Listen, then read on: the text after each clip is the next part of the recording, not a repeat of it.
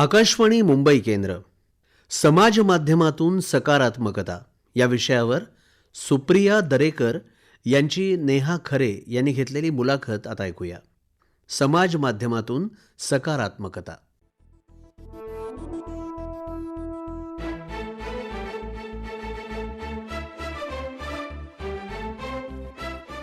श्रोते नमस्कार.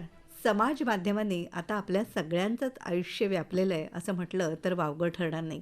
म्हणजे अनेक ज्येष्ठ मंडळी म्हणतात की मला फारसं काही मोबाईल वापरता येत नाही, पण तरीसुद्धा आपल्या नातवंडांच्या, शेजाऱ्यांच्या, कुणाच्या तरी मदतीने फेसबुकवरती किंवा आणखी इन्स्टावरती जरा कठीण, पण फेसबुकवरती तर अगदी सहजच मोठ्या माणसांचीसुद्धा, ज्येष्ठांचीसुद्धा अकाउंट्स असतात.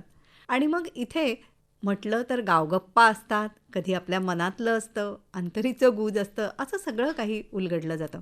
याच माध्यमाचा वापर करून त्याच्यातून काही व्यवसाय उभारता येईल का आणि आपल्याच मंडळींचं भलं करता येईल का असा विचार केला सुप्रिया दरेकर यांनी. सुप्रिया नमस्कार. नमस्कार. आणि मराठी संवर्धन मंडळ हा सुप्रियाचा एक प्लॅटफॉर्म आहे फेसबुकवरचा आणि त्याच्या माध्यमातून अनेक मंडळींची ती जोडली गेली आहे. तर हे कसं सुरू झालं आणि ह्याची व्याप्ती किती आहे ते आम्हाला सांग.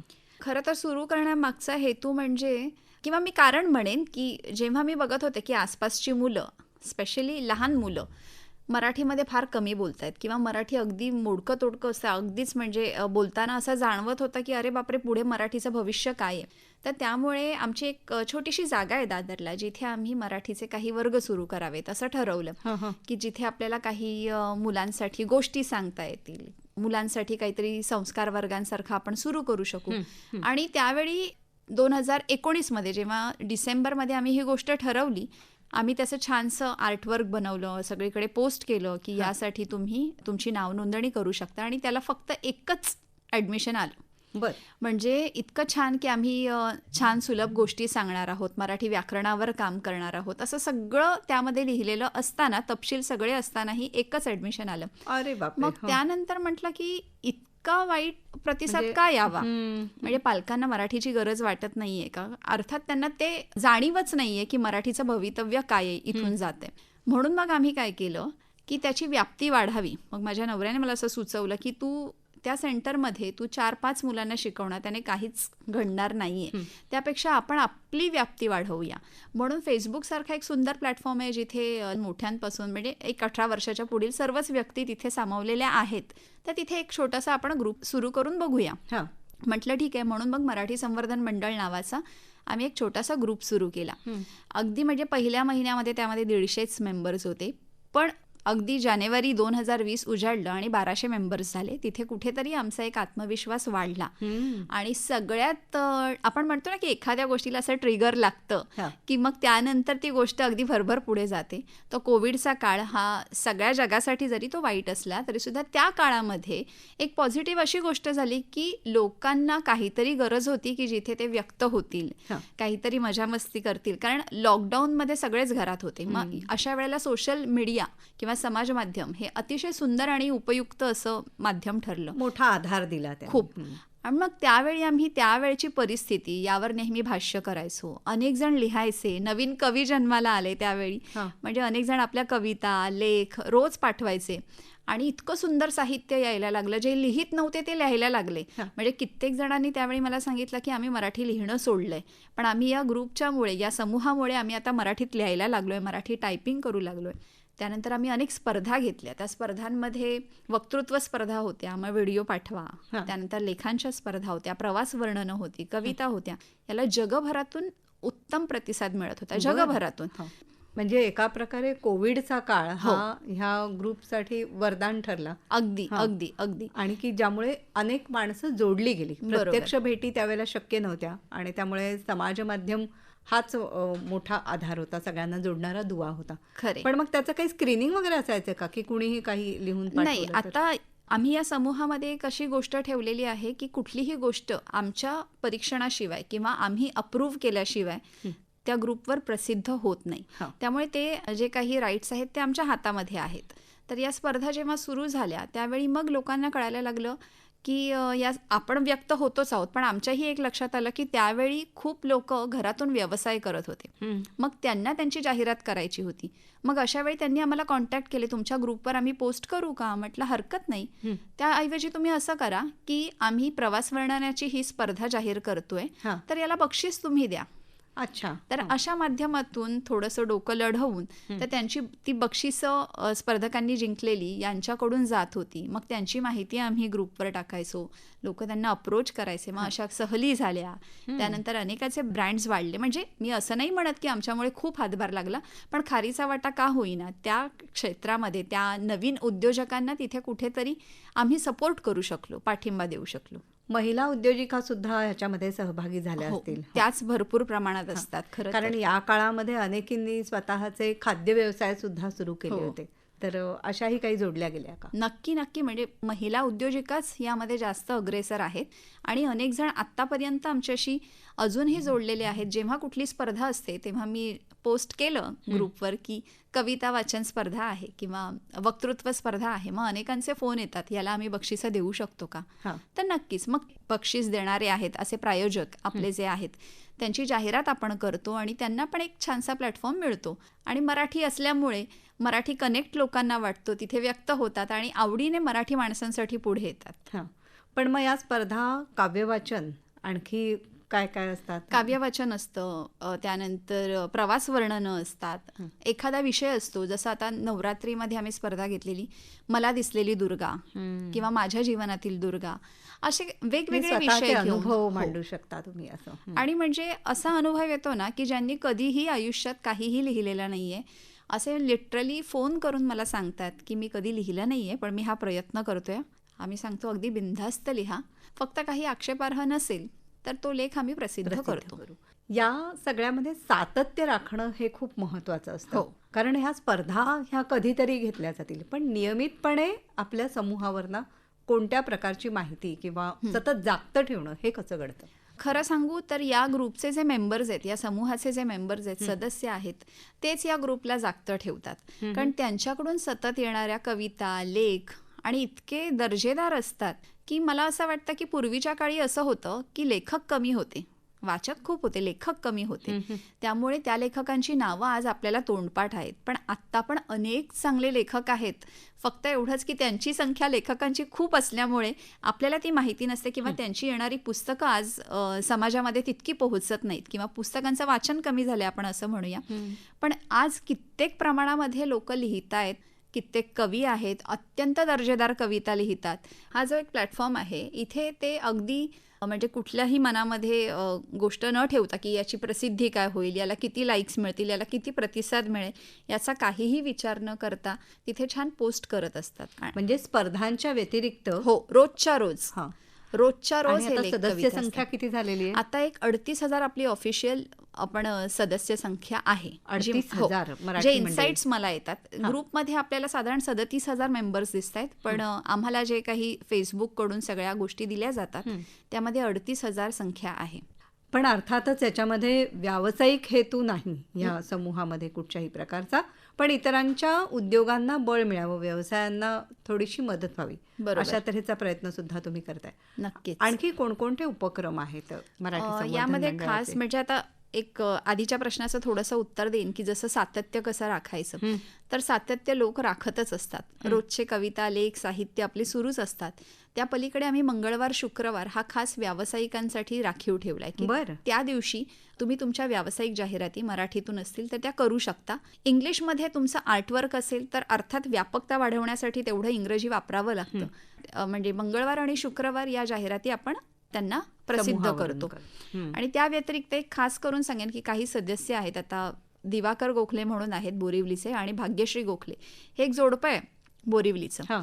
ते सातत्याने ग्रुप सुरू झाल्यापासून, हा समूह सुरू झाल्यापासून रोजच्या रोज त्यांच्या बागेतल्या फुलांच्या सजावटी करून रोजच्या रोज त्याचा फोटो मंडळावर प्रसिद्ध करत असतात. म्हणजे आमची रोजची सकाळ ही अतिशय सुंदर फुलांच्या सजावटीने प्रसन्न होत असते. वा. आणि हे सातत्याने चालू आहे. म्हणजे असा पण अनुभव आला की एकदा मी त्यांचा स्टेटस बघत होते की हे दोघेही बाहेर आहेत काही महिन्यांसाठी. म्हणजे मला वाटतं कुठेतरी भारताबाहेर फिरायला गेलेले, पण तरी सुद्धा फोटो मात्र रोज येत होते. मग मी त्यांच्याशी बोलल्यावर त्यांनी सांगितलं आम्ही आधीच एवढं सगळं प्लॅनिंग करून सजावटींचे फोटो इतके काढून ठेवलेले आहेत आणि मग ते रोजच्या रोज आम्ही पोस्ट करतो. म्हणजे इतकं सातत्य सदस्य राखत आहेत. म्हणजे त्यांचा सहभाग हा खूप महत्वाचा आहे अतिशय त्याच्यामध्ये. अतिशय महत्वाचं आहे. बरं. आणखी मराठी संवर्धन मंडळाची आवर्जून सांगण्यासारखी अशी एक ॲक्टिव्हिटी मी म्हणेन किंवा आमचा एक वेगळा हेतू होता की सामान्य स्त्रिया, कुठलीही स्त्री असली तर तिला नटायला आवडतं, सजायला आवडतं, किंवा कधीतरी प्रत्येकीच्या मनात असतं की मी एकदा तरी रॅम्प वॉक करावा, किंवा चुकून माकून जर घडलं, चान्स मिळाला, संधी मिळाली तर मी ते नक्कीच करेन, अशी प्रत्येकाची इच्छा असते, सुप्त इच्छा असते. तर अशा वेळी ही इच्छा ओळखून मी खूप स्टडी केला आधी या गोष्टीचा. मी स्वतः एका सौंदर्य स्पर्धेत भाग घेतला होता आणि जिंकले मी ती स्पर्धा. तर मी या सौंदर्य स्पर्धेत भाग घेतला, ती समजून घेतली की इथे येण्याचा स्त्रियांचा हेतू काय असतो, कशा पद्धतीने या स्पर्धा चालतात. कारण जर का आपल्याला एखादी गोष्ट आयोजित करायची आहे तर तिचे म्हणजे अगदी त्याच्या स्क्रॅचपासून आपल्याला ती गोष्ट माहीत असायला हवी. तर त्यानंतर लक्षात आलं की स्त्रियांना हे खूप आवडतं, पण मग सामान्य घरातल्या स्त्रिया का जात नाहीत या स्पर्धांना? कारण या स्पर्धांची जी काही नोंदणी शुल्क असतं ते प्रचंड असतं, ते 10,000 सुरू सुरू असतं. मग सामान्य स्त्रिया जाणार कशा? कारण एखादी सामान्य स्त्री आधी विचार करते जर 10,000 मला इथे नोंदणी शुल्क द्यायचे तर त्यापेक्षा मी माझ्या कुटुंबासाठी हे पैसे खर्च करेन. अगदी साधी मराठी मेंटॅलिटी, मानसिकता आपण म्हणून. मग अशा वेळी आम्ही काय केलं की हा भार आपण प्रायोजकांवर सोपवू. आम्ही या स्पर्धेची म्हणजे अप्सरा नावाची आमची एक बुद्धिमत्तेला आणि कलांना वाव देणारी स्पर्धा आहे. तर या स्पर्धेसाठी आम्ही फक्त 300 रुपये शुल्क ठेवलं. 300 रुपये म्हटल्यानंतर अतिशय सुंदर प्रतिसाद आला.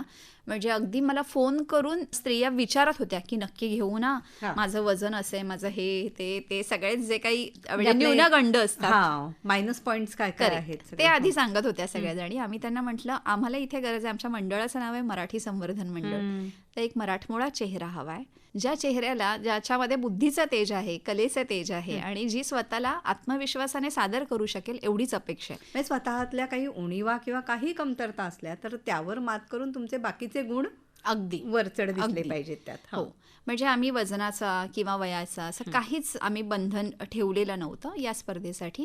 आणि ही स्पर्धा प्रत्येक वर्षी, आता 3 वर्ष झालेली आहेत, प्रत्येक वर्षी एका वेगळ्या थीमवर चालते. म्हणजे पहिल्या वर्षी होतं की मराठी संस्कृतीमधली एखादी अशी गोष्ट, प्रॉपर्टी तुम्हाला आणायची होती जी तुम्हाला तुमच्या स्वभावाशी मिळती जुळती आहे असं वाटतं. मग कोणी तुळस आणली, कोणी पाण्याचा कलश आणला, किंवा पाण्यासारखं निर्मळ आणि छान मला जगायला आवडतं, प्रसन्न किंवा इतरांच्या उपयोगी पडणारं असं माझं व्यक्तिमत्व आहे, अशा पद्धतीने त्यांनी प्रॉपर्टीज आणलेल्या. त्याच्या पुढच्या वर्षी आम्ही ठेवलेलं, त्यावेळी मॅजेस्टिकसारखं जे मराठी पुस्तकांचं प्रकाशक आहेत त्यांनी आम्हाला तिथे साथ दिलेली. त्यांनी अप्सरासाठी एक खास शेल्फसुद्धा आपल्यासाठी मोकळं करून ठेवलेलं. त्यांनी तिथे अशी पुस्तकं ठेवलेली, कारण आपली थीम अशी होती की मराठी पुस्तकातील एखादी नायिका जिचं आयुष्य तुमच्याशी मिळतं जुळते. तर मग त्या स्त्रियांनी 1 महिना भरपूर वाचन केलं. कुठलीही नायिका, पुस्तकातली नायिका, मग ती खरी असू देत किंवा नसू देत, काही, पण एखादं पुस्तक तुमच्या हातात त्यावेळी स्पर्धेच्या वेळी असलं पाहिजे की हे पुस्तक आहे, यातली ही नायिका माझ्यासारखी आहे आणि म्हणून मी ती सादर करणार आहे. आणि 9 वारीमध्ये पहिला राऊंड असतो आणि दुसऱ्या फेरीसाठी, आपण अंतिम फेरीसाठी 6 वारी असते. अगदी पारंपरिक वेशभूषेत येतात आणि छानसं आम्हाला म्हणजे सुदैवाने अप्सरा आली हे सुंदरसं गाणं साजेसं गाणं त्यांच्या प्रवेश करण्याच्या वेळेला आम्ही ते लावतो. त्यावर सुंदरसं सादरीकरण असतं आणि खूप छान स्त्रिया फुलतात तिथे, कारण 1 महिनाभर आम्ही त्यांना विविध गोष्टींचं ट्रेनिंग देतो. किती जणींचा सहभाग असतो याच्यामध्ये? फायनलच्या काही फेऱ्या असतात का? अंतिम फेरीसाठी 30 जणी असतात. आणि पहिल्यांदा आम्ही जेव्हा नोंदणी करतो त्यावेळी आम्ही त्यांना त्यांचा एक व्हिडिओ आणि 2 विदाऊट फिल्टर फोटो पाठवायला सांगतो. तर या गोष्टी असतात आणि त्या व्हिडिओमध्ये त्यांना फक्त स्वतःचा परिचय द्यायचा असतो, आवड सांगायची असते आणि जर का त्यांची इच्छा असेल तर एखादं सादरीकरण, असं 1 ते 1.5 मिनिटाचा व्हिडिओ आम्ही त्यांच्याकडून अपेक्षित करतो. आणि त्यानंतर या व्हिडिओमधून आणि फोटोजमधून आम्ही 30 जणींची निवड केली जाते. या 30 जणींना पुढे मग स्किन केअर असू देत किंवा तुमचं कोरिओग्राफी असू देत, रॅम्प वॉक असू देत किंवा सगळ्यात महत्त्वाचं म्हणजे मराठी त्यांचं छान करणं, शुद्ध करणं, की त्या मंचावर येऊन उत्तम मराठीमध्ये बोलू शकतील, त्यांच्या मराठीवर काम करतो. तर महिनाभर म्हणजे केस, त्वचा, त्यांचा डाएट, आहार या सगळ्या गोष्टींवर काम केलं जातं आणि त्यांना सतत माईकवर बोलण्याची एक आम्ही प्रॅक्टिस देत असतो. हा आत्मविश्वास देणं फार महत्वाचं आहे. हो. आणि अगदी म्हणजे मी म्हणेन ना की आपण ज्याला म्हणतो की अगदीच ज्यांनी कधीच एखाद्या व्यासपीठावर गेलेल्या नाही आहेत, मंचावर गेलेल्या नाही आहेत, अशाही स्त्रिया तिथे येतात आणि महिनाभर इतकी आम्ही रिहर्सल केलेली असते सगळ्या गोष्टींची की अप्सराला आत्तापर्यंतचा असा प्रतिसाद आहे की आम्हाला एकही स्त्री अशी वाटली नाही की जी पहिल्यांदा स्टेजवर गेलेली आहे. इतक्या छान आत्मविश्वासाने त्या तयार होतात. अरे वा. पण मग या अप्सरा ज्या आहेत त्या पुढे तुमच्या संपर्कात राहतात का? हो, नक्कीच राहतात. मग त्या वेगवेगळ्या माध्यमातून बट एकंदरीत आमचा हा जो समूह आहे तो वाढत जातो यातून. आणि इथे एक महत्त्वाची गोष्ट म्हणजे अप्सराला जिंकणाऱ्या अप्सरेला जी बक्षिसं मिळतात ती मराठी संवर्धन या समूहातल्या जे काही व्यावसायिक आहेत, उद्योजक आहेत, त्यांच्याचकडून येणारे प्रायोजक असतात. ते प्रायोजक असतात. आणि जवळजवळ जी जिंकते, पहिला क्रमांक जिला मिळतो तिला जवळजवळ 40 ते 50 बक्षिसं मिळतात. बरं. मग त्यामध्ये अगदी टूर असते, एखादी ट्रॅव्हल अँड टुरिझमच्या ज्या कंपनी असतात त्या सुद्धा आपल्याला सपोर्ट करतात इथे. मग त्यांना अख्खी टूर दिली जाते त्यामध्ये. म्हणजे तुम्हाला फक्त घरातून बॅग घेऊन त्या टूरवर जायचंय. बरं. तर अशा बक्षिसांपासून ते कपडे, दागिने आणि विविध खाण्याचे पदार्थ म्हणा, सजावटीच्या गोष्टी, या सगळ्या या व्यावसायिक स्त्रियांकडून स्पेशली मी म्हणेन येत असतात. आणि हीच बक्षिसं म्हणजे आपल्याच मंडळातील लोकांकडून अप्सरासाठी बक्षीस मिळतं. याच्यात ना एक स्त्रियांना आत्मभान देणं हा सुद्धा नकळतपणे होणारा भाग आहे असं वाटतं. अगदी. आणि काही त्याच्यातनं उद्योजिका म्हणून सुद्धा उभ्या राहत असतील किंवा स्वतःचं या क्षेत्रातही करिअर काही करू इच्छित असतील. बरोबर. हो, असा खूप छान अनुभव येतो. आणि बऱ्याचदा असं होतं की आम्ही यामध्ये आहेत ना त्यांच्या मानसिकतेवर पण काम करतो. अर्थात त्याचे एक्सपर्ट्स असतात आपल्याकडे, त्या क्षेत्रातले चांगले तज्ज्ञ आपल्याकडे असतात. तर त्यामुळे असा अनुभव येतो की यांना एकतर आत्मविश्वास फार कमी असतो किंवा आत्मविश्वास असला तर दुसऱ्या काहीतरी गोष्टींचे न्यूनगंड असतात किंवा काही वेळेला एकमेकींशी कसं मॅनेज करायचं, त्यामुळे त्या पुढे येत नाहीत पटकन. मग त्या सगळ्या गोष्टींवर सुद्धा आम्ही काम करतो. आणि जेव्हा आपण स्पर्धा म्हणतो त्यावेळी त्या सगळ्या गोष्टी होतातच की कुठेतरी एक आपण म्हणतो ना प्रतिस्पर्धी, चढाओढ, मत्सर, मग या गोष्टींवर सुद्धा आम्ही काम करतो. आणि ते हेल्दी वातावरणात हे आम्ही टिकवण्याचा प्रयत्न आमच्या परीने 100% करतो. पण दरवर्षीचा अनुभव आहे की हे प्रत्येक वर्षी काहीतरी वेगळा अनुभव आम्हाला येतो, पण त्यातूनही डील करत अप्सरा पुढे जाते. अच्छा. तर असा हा एक अप्सरांसाठीचा उपक्रम, अर्थातच महिलांना आत्मविश्वास देणारा, आत्मभान देणारा किंवा स्वजागृती करणारा अशा तऱ्हेचा हा उपक्रम आहे. आणि याच्यात पुस्तकं सुद्धा म्हणजे त्यांना वाचनाशी सुद्धा जोडलं, तर त्याविषयी थोडं सांग ना मला. त्या पुन्हा एकदा आपलं आयुष्य जगत असतात, पुन्हा एकदा बालपणीकडे जात आहेत. कारण आतापर्यंत कित्येक वर्ष त्यांनी पुस्तकांना हातही लावलेला नसतो. पण आम्ही देतानाच तुम्हाला सांगतो की तुम्हाला, आणि बऱ्याचशा ठिकाणी असं बघितलंय की या ज्या स्पर्धा असतात त्यांना आधीच प्रश्न दिले जातात आणि त्या स्त्रियांना ते प्रश्न पाठ करून यायचे असतात आणि तिथे उत्तरं द्यायची असतात. तर तसं काहीच नाहीये. आपल्याकडे अतिशय पारदर्शकता ठेवून आपण इथे काम करतो या स्पर्धेसाठी. प्रश्न आम्ही त्यांना त्याच वेळेला देतो आणि प्लस त्यांचं वाचन अतिशय त्यांना वाढवावं लागतं.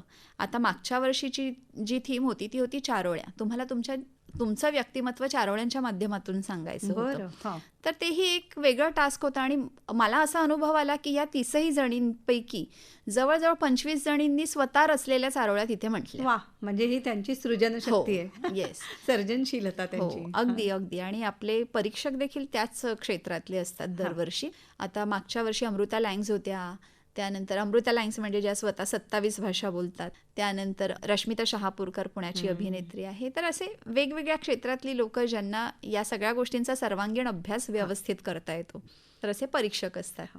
साहित्य, कला, व्यक्तिमत्व विकास या सगळ्याला पोषक असं वातावरण आणि संधी निर्माण करून देण्याचं काम हे काही प्रमाणात ते आपल्या समूहाच्या माध्यमातून तुम्ही करताय. तर याला मिळालेला काही खास प्रतिसाद, एखादी काही छानशी आठवण आम्हाला सांगाल का? कारण तसा हा 3-4 वर्षातलाच उपक्रम आहे नाही का? बरोबर. फार जुनं नाही, नाही. अगदीच नवीन आहे. 2 मला छोट्याशा गोष्टी किंवा घटना सांगाव्या लागतील. वाचकांनी मला असं बऱ्याचदा होतं, की समाज माध्यम हे अगदी मोफत आहे तो मंच. तर त्यामुळे ट्रोलिंग हां. हे बऱ्याच प्रमाणात होतं. तुम्ही कितीही चांगलं काम केलं तरी सुद्धा निगेटिव्ह किंवा नकारार्थी अशा काही गोष्टी आपल्याला ऐकाव्याच लागतात तिथे. तर त्यावेळी तुम्ही ज्या खाली प्रतिक्रिया येतात त्या मराठीतनं नसतात बऱ्याचदा. मग बऱ्याचदा म्हणजे मराठीतूनच असतात. काही जे सदस्य आहेत ते इंग्रजीमध्ये लिहितात. मग त्यांना तुम्ही बंदी गाणं हे करा ते करा. मग त्यांना मी सांगते की सुरुवातीला हे खूप झालं, पण नंतर कोणी मग मला त्याविषयी विचारलं नाही. म्हटलं व्यक्त होतायत ना, हां. भले ते रोमनमधून लिहितायत पण इंग्रजीतून मराठीत लिहितायत. हा आपण एक पहिला पाया समजूया. काही दिवसानंतर तेही मराठी टायपिंग शिकतील आणि आपल्याला प्रतिक्रिया देतील. हां. तर हे सुरुवातीच्या काळात झालं आणि नंतर आता त्या गोष्टीवर फार म्हणजे कमी झालंय आणि अनेक लोक आता मराठीतूनच प्रतिक्रिया देतात. म्हणजे आणि पण हे ट्रोलिंग सौम्य स्वरूपाचं हो. होतं असं आपण म्हणू. हां. अजून पण काही पद्धतीने होतं, अच्छा, पण त्याला हां. आम्ही छान समर्थपणे उत्तरं देतो. हा आमचा प्रयत्न असतो आणि अर्थात मी असं बघितलंय की मराठी लोक या गोष्टीला खूप पॉझिटिव्हली घेतात हां. आणि समजून घेतात. तर मराठीसाठी सहाय्य करतोय तर तुम्हीही सहकार्य करा असं आम्ही त्यांना सांगतो. दुसरी एक छानशी गोष्ट मला सांगावीशी अशी वाटेल की आपण एक मराठी संवर्धन मंडळावर निबंध स्पर्धा घेतलेली. ज्या स्पर्धेसाठी एका म्हणजे प्रायोजकांनी आपल्याला 51,000चं पहिलं पारितोषिक दिलं होतं हां. निबंध स्पर्धेला. आणि ते स्पर्धेचे विषय होते म्हणजे छत्रपती शिवाजी महाराजांचा 350वा राज्याभिषेक सोहळा या निमित्ताने ती स्पर्धा होती. तर त्या स्पर्धेसाठी आमची भेट सुदैवाने माननीय राजसाहेबजी ठाकरे यांच्याशी झाली आणि त्यांनी मला विषय विचारले. मी त्यांना विषय सांगितले. शिवकल्याण राजा, एक समग्र शिक्षण आणि छत्रपती शिवाजी महाराजांचं व्यवस्थापन शास्त्र वगैरे असे 2-3 विषय होते.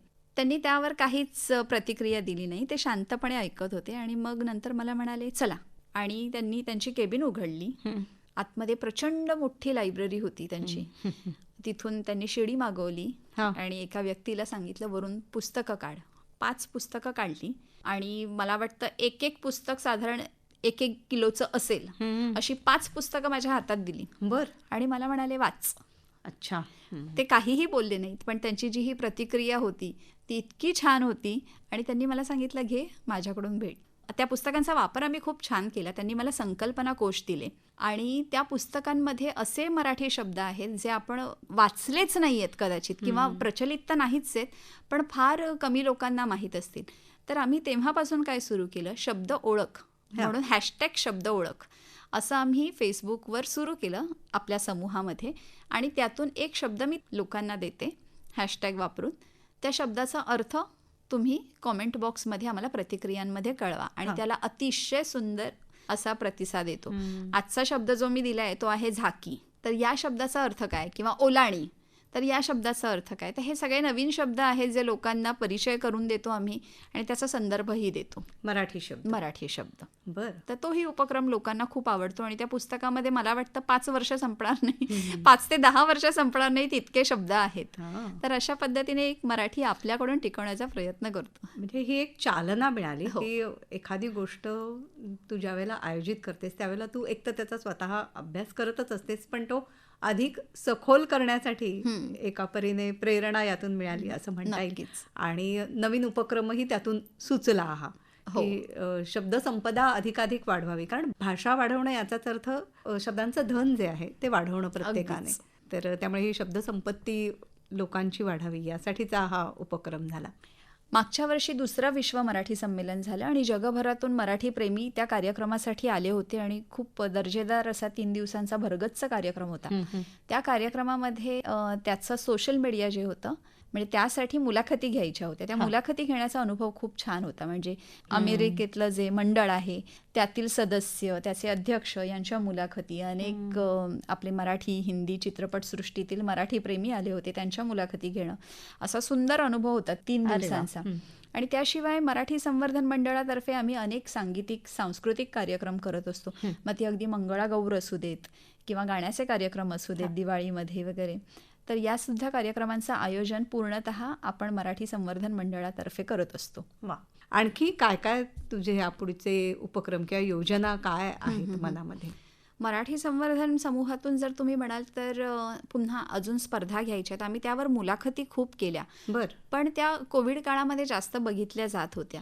आता तितकं ऑनलाईन कोणी कोर्सेस पण असले तरी सुद्धा तितका प्रतिसाद येत नाही, असं माझं एक निरीक्षण आहे. आणि आजकाल खूप अशी व्यासपीठं समाज माध्यमावर झालेली उपलब्ध आहेत. झालेले आहेत की तो कंटेंटचा किंवा आशयाचा, माहितीचा असा भडीमार लोकांवरती केला जातो एका परीने. बरोबर. आणि त्यातून काय घ्यायचं आणि काय नाही हे सर्वस्वी लोकांवर आहे. त्यामुळे आत्ता असं लक्षात आलंय की त्यांना अगदी छोट्या गोष्टी बघायच्या असतात, पण त्या क्रिस्प असल्या पाहिजेत. त्या इतक्या छान आणि ताज्या तवाना किंवा प्रफुल्लित करणाऱ्या असल्या पाहिजेत रील्सचा की ते जमाना आहे बघितल्या. आता. हो. पण मग त्या रील्स आपण मराठीमध्ये कशा करू शकतो? हो. तर आता एक व्यावसायिक माध्यमावर सुद्धा तशा पद्धतीने मी पुढे जाते की वेगवेगळे व्यावसायिक जे आहेत, उद्योजक आहेत, त्यांची जी उत्पादनं आहेत त्यांची माहिती लोकांना त्या रील्सच्या माध्यमातून करून देणं. बर. आणि भविष्यामध्ये म्हणजे आता काहीच दिवसामध्ये त्याचं आम्ही काम सुरू करू, ज्यामधून मराठी लुप्त झालेल्या गोष्टी रील्सच्या माध्यमातून लोकांना सांगणं. बर.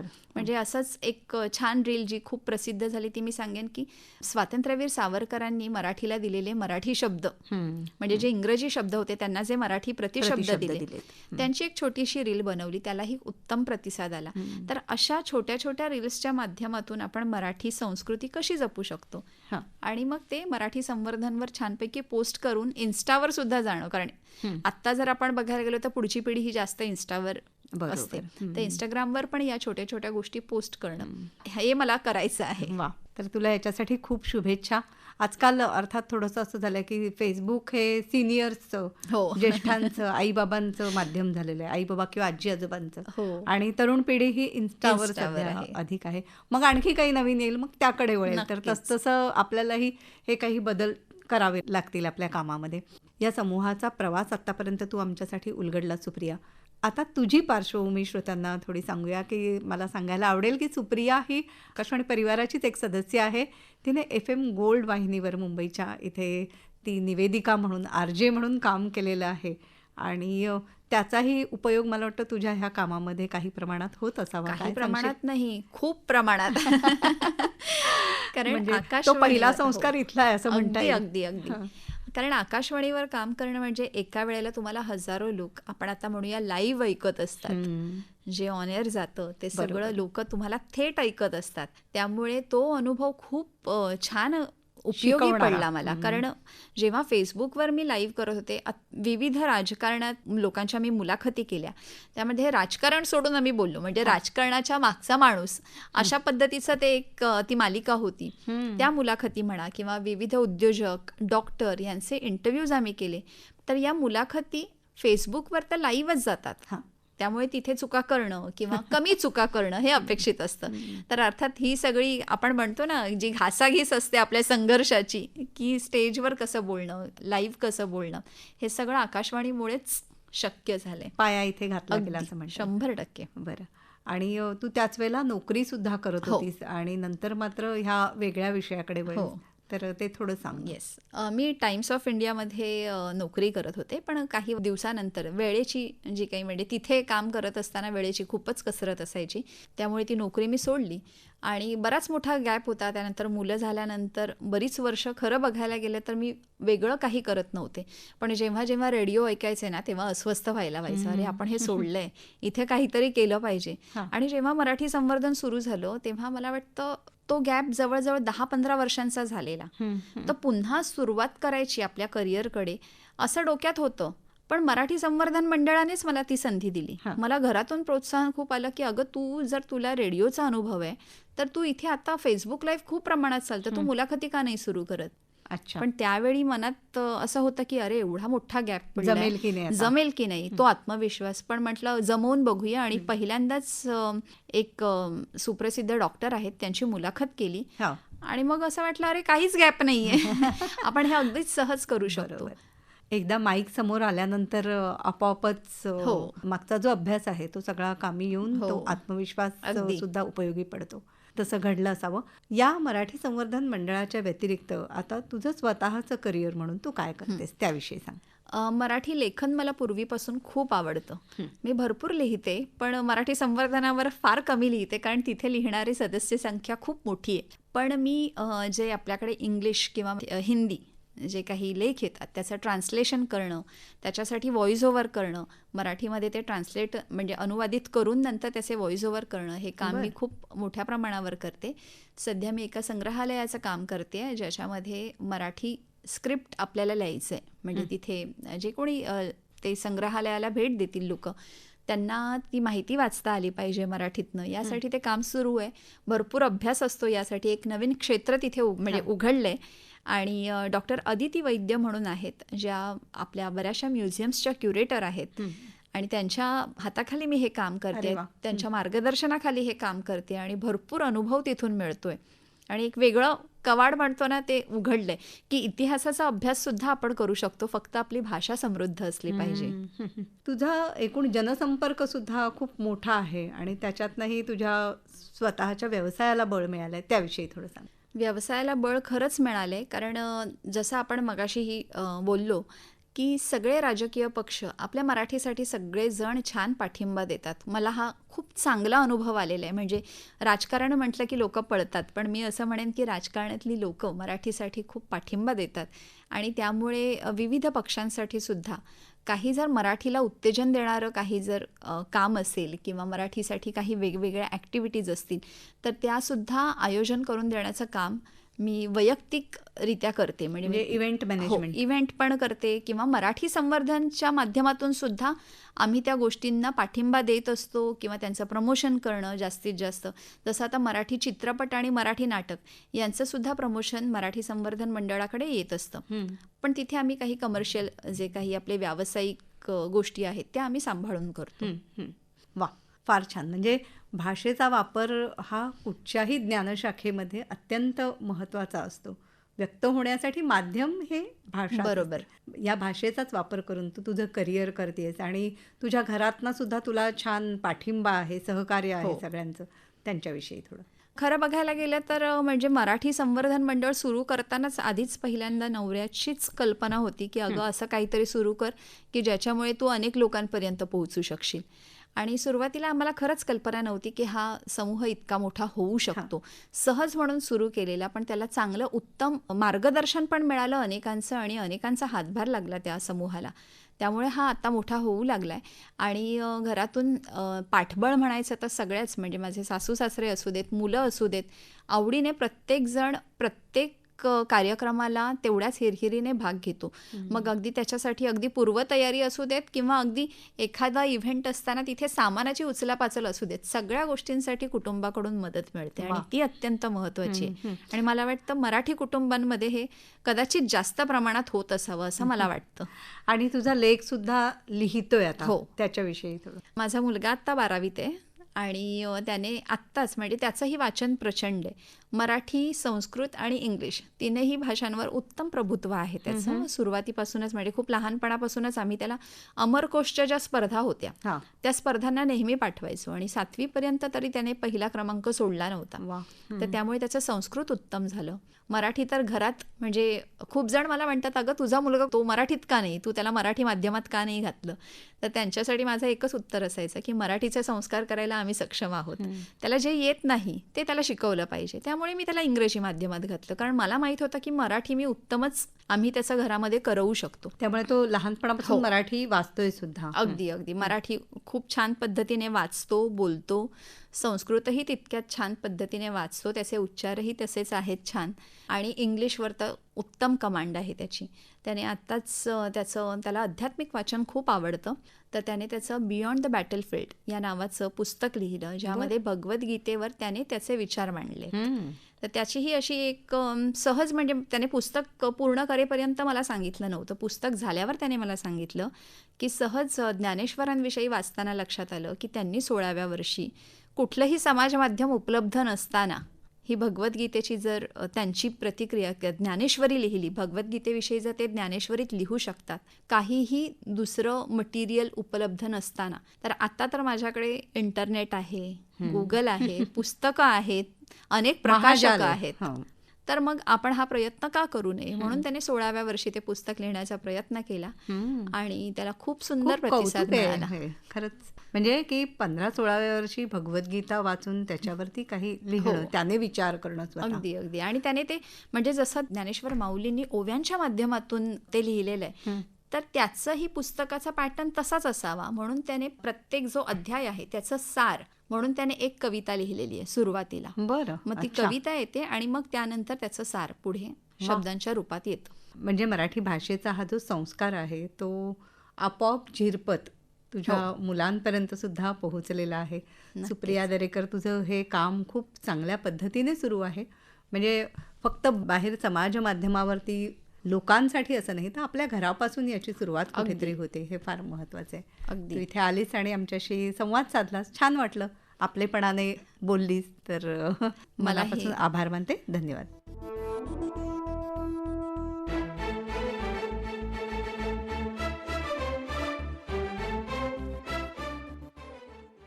समाज माध्यमातून सकारात्मकता या विषयावर सुप्रिया दरेकर यांची नेहा खरे यांनी घेतलेली मुलाखत आपण ऐकत होतात.